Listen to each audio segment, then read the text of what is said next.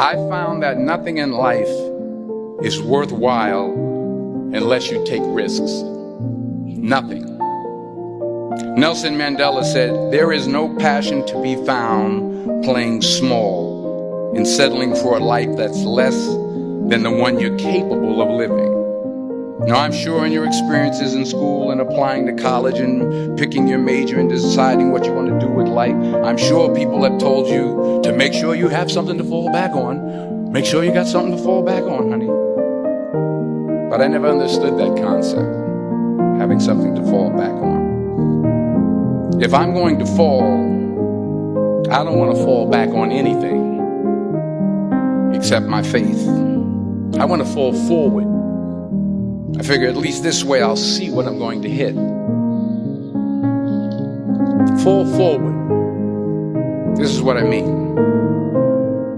Reggie Jackson struck out 2,600 times in his career, the most in the history of baseball. But you don't hear about the strikeouts. People remember the home runs.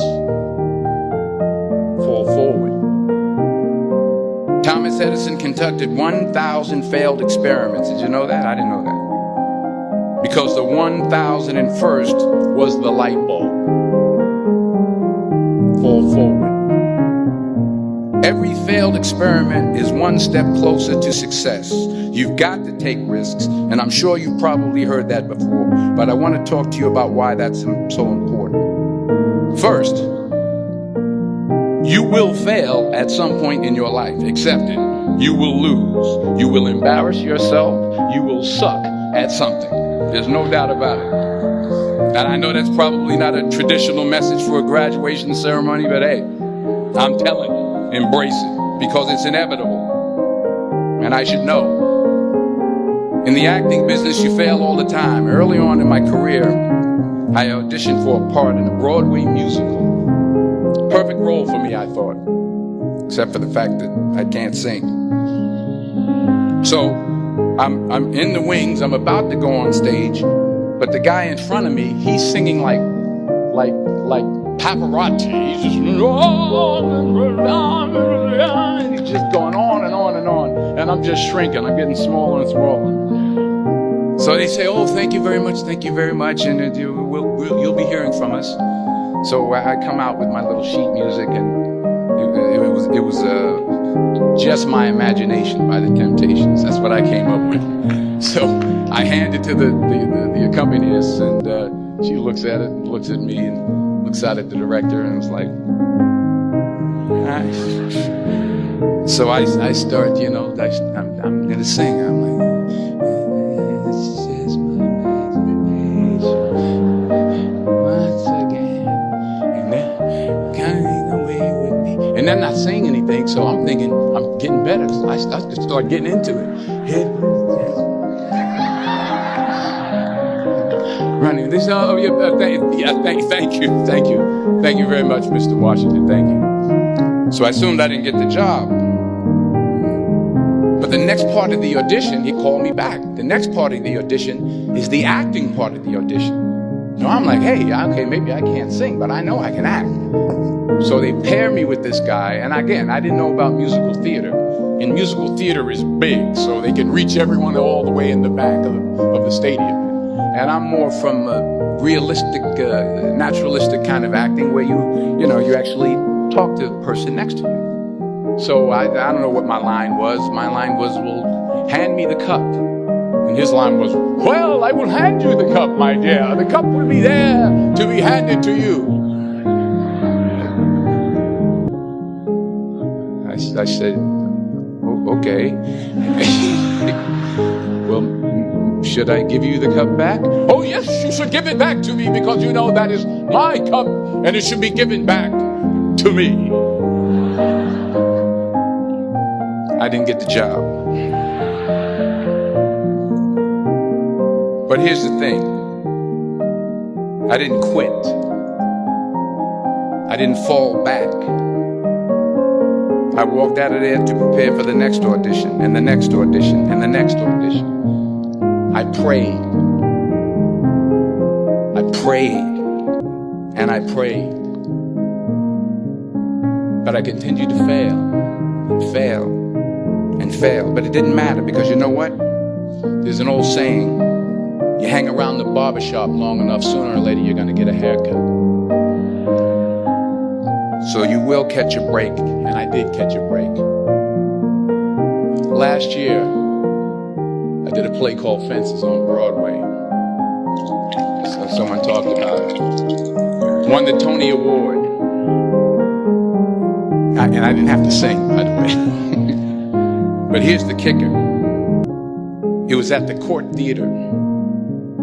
It was at the same theater that I failed that first audition 30 years prior.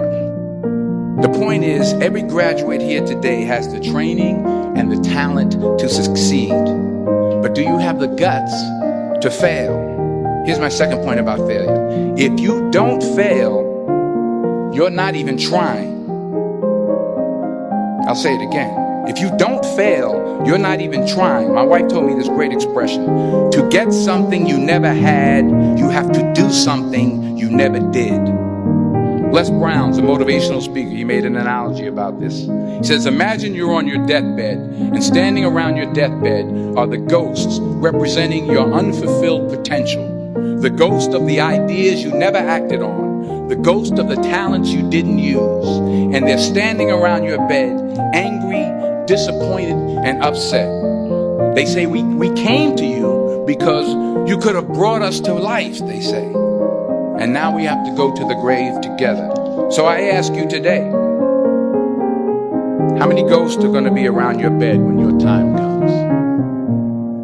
You've invested a lot in your education, and people have invested in you. And let me tell you, the world needs your talents, man, does it ever. I just got back from Africa like 2 days ago, so if I'm rambling on, it's because I'm jet lagged. I just got back from South Africa. It's a beautiful country, but there are places there with terrible poverty that need help. And Africa is just the tip of the iceberg. The Middle East needs your help. Japan needs your help.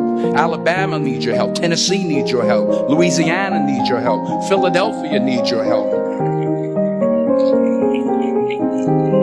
The world needs a lot, and we need it from you. We really do. We need it from you young people. I mean, I'm not speaking for the rest of us up here, but I know I'm getting a little grayer. We need it from you, the young people, because remember this. So you got to get out there. You got to give it everything you got, whether it's your time, your talent, your prayers, or your treasures. Because remember this. You will never see a U-Haul behind a hearse. You can't take it with you. The Egyptians tried it, and all they got was robbed. So the question is, what are you going to do with what you have? I'm not talking about how much you have. Some of you are business majors. Some of you are theologians, nurses, sociologists. Some of you have money. Some of you have patience. Some of you have kindness. Some of you have love. Some of you have the gift of long suffering. Whatever it is, whatever your gift is, what are you going to do with what you have? All right, now here's my last point about failure. Sometimes it's the best way to figure out where you're going. Your life will never be a straight path. I began at Fordham University as a pre-med student. I took a course called cardiac morphogenesis. I still can't say it. Cardiac morphogenesis. I couldn't read it. I couldn't say it. I sure couldn't pass it. So then I decided to go into pre-law, then journalism. And with no academic focus, my grades took off in their own direction. Yeah, down. I was a 1.8 GPA one semester, and the university very politely suggested that it might be better to take some time off. I was 20 years old. I was at my lowest point. And then one day, and I remember the exact day, March 27th, 1975, I was helping my mother in her beauty shop. My mother owned a beauty shop up in Mount Vernon. And there was this older woman who was considered one of the elders in the town. And I didn't know her personally, but I was looking in the mirror. And every time I looked at the mirror, I could see her behind me. And she was staring at me. She just kept looking at me. Every time I looked at her, she kept giving me these strange looks.